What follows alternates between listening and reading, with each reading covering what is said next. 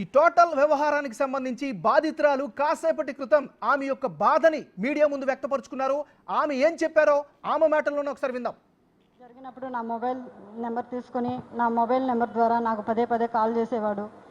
Call చేయడమే కాకుండా WhatsApp calls కూడా చేసేవాడు. చేసిన తర్వాత నన్ను ఉన్నట్లుండి ఓ రోజు ఎమ్మెల్యే అయిన తర్వాత భీమాస్ ప్యారడైస్ తిరుపతికి రావాలని చెప్పి కోరగా నేను ఎమ్మెల్యే గారు ఏదో అర్జెంటుగా రమ్మంటా ఉన్నాడని చెప్పి నేను కార్ బుక్ చేసుకొని అక్కడికి వెళ్ళడం జరిగింది. రూమ్ నెంబర్ 109 జూలై 6వ తారీఖు రోజు నేను అక్కడికి వెళ్ళడం జరిగింది. అక్కడ ఎవరూ లేదు, ప్రశాంతంగా ఉండింది. ఎమ్మెల్యే గారు మాత్రమే రూమ్లో ఉన్నారు.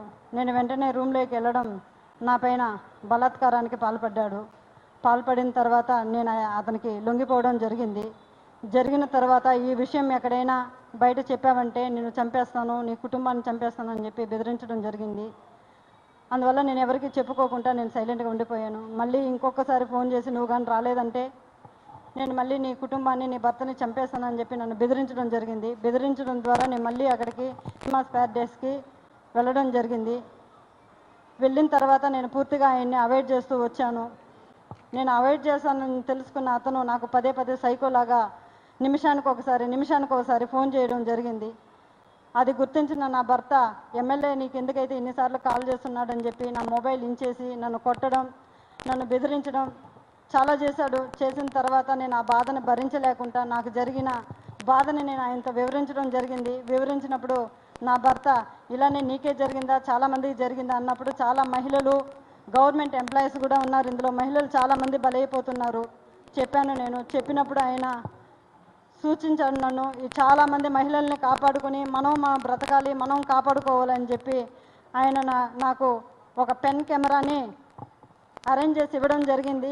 జరిగిన తర్వాత ఆగస్టు 10వ తారీఖు భీమాస్ ప్యారడైస్కు 1:30 వెళ్ళడం జరిగింది.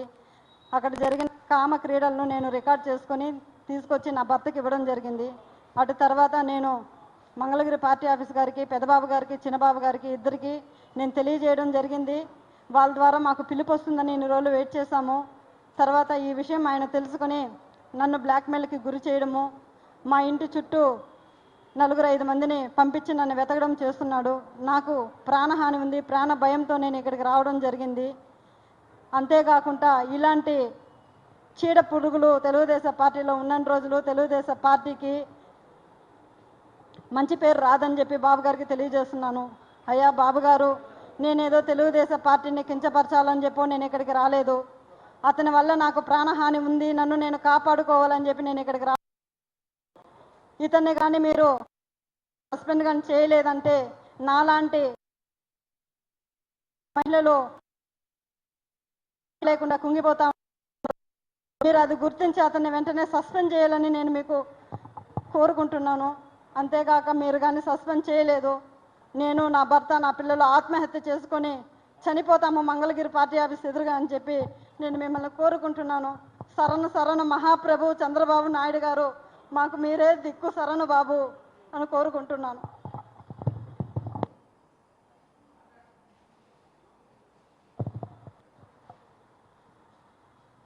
నా పేరు బాబు, లక్ష్మి నా భార్య. గత 2 నెలలుగా ఈ ప్రవర్తన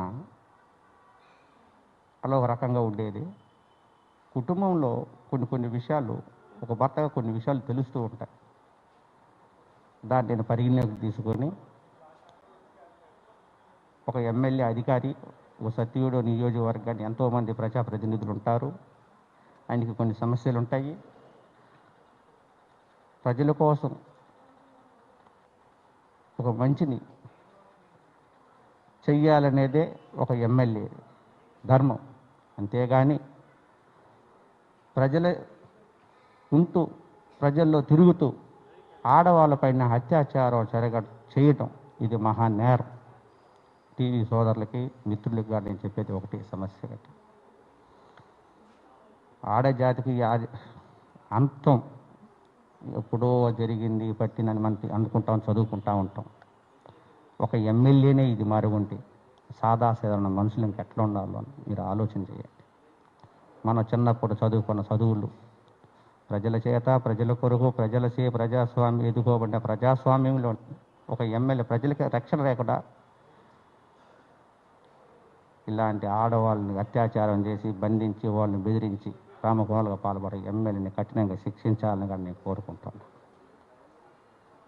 ముఖ్యంగా నేను చెప్పేది ఒకటే లాస్ట్ విన్నపం, అయ్యా మా సత్యవేడు నియోజక ప్రజలకు నేను చెప్పేది ఒకటి, మన ఇంట్లో ఒక ఫంక్షన్ ఉంది, నా కూతురు పెళ్ళి ఉంది, మా అక్క శుభకార్యం ఉంది, నాకు కొడుకు పుట్టాడు, ఎమ్మెల్యే గారు మీరు రండి విందు చేయండి అని ఆనందపడిపోవాకండి. కోనేటి ఆదిమూల అనే వ్యక్తి కామాంధుడు. మీ ఇంట్లో విందు చేసి నీ భార్య మీద చెయ్యేస్తాడో, నీ పిల్లం మీద, నీ అమ్మ మీద కన్నేస్తాడో, నీ కూతురు మీద చెయ్యేస్తాడు. ఇటువంటి కామాంధుని అరికట్టాలని బాబు గారిని విజ్ఞాపిస్తాం. అంతేకాకుండా కోనేటి ఆదిమూలతో మా కుటుంబానికి ప్రాణహాని ఉంది, ఈ ప్రాణహాని నన్ను రక్షించాలని బాబు గారు కోరుకుంటూ సెలవు.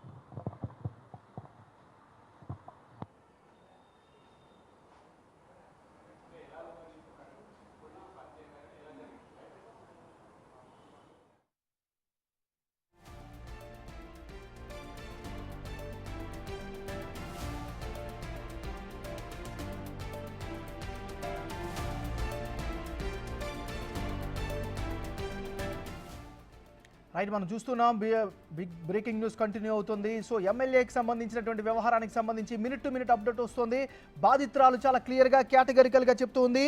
తిరుపతిలో ఉన్నటువంటి భీమాస్ ప్యారడైజ్కి తనను రమ్మన్నాడని, ఆగస్టు 10వ తారీఖున వెళ్ళానని, రూమ్ నెంబర్ 109లో ఎమ్మెల్యే ఉంటే అక్కడికి వెళ్ళాను, కానీ ఆయన ప్రవర్తన బాగోలేదు, మళ్ళీ వెంటనే వచ్చేసాను, మళ్ళీ పదే పిలిచినా మళ్ళీ వెళ్ళాను, నా భర్త సహాయంతో ఆయనకి ఒక పెన్ కెమెరా తీసుకొని వెళ్ళాను, అందులోనే ఇవన్నీ కూడా రికార్డ్ చేశాను, ఇవన్నీ వాస్తవాలే, ఖచ్చితంగా తెలుగుదేశం పార్టీకి సంబంధించినటువంటి అధినాయకుడు నారా చంద్రబాబు నాయుడే నాకు అన్నీ కూడా ఆయనే నాకు ఆదుకుంటాడని భావిస్తున్నాను, ఖచ్చితంగా నాకు ఆయన రక్షించాలి అంటూ కూడా బాధితురాలు మీడియా ముందుకు వచ్చి వాపోయినటువంటి పరిస్థితి కనిపిస్తుంది. ఇక బాధితురాలి భర్త కూడా క్లియర్గా చెప్పాడు, ప్రస్తుత ఎమ్మెల్యే ఆదిమూలం ఒక కామాంధుడు అంటూ కూడా ఆయన సంచలన వ్యాఖ్యలు చేసినటువంటి పరిస్థితి కనిపిస్తోంది.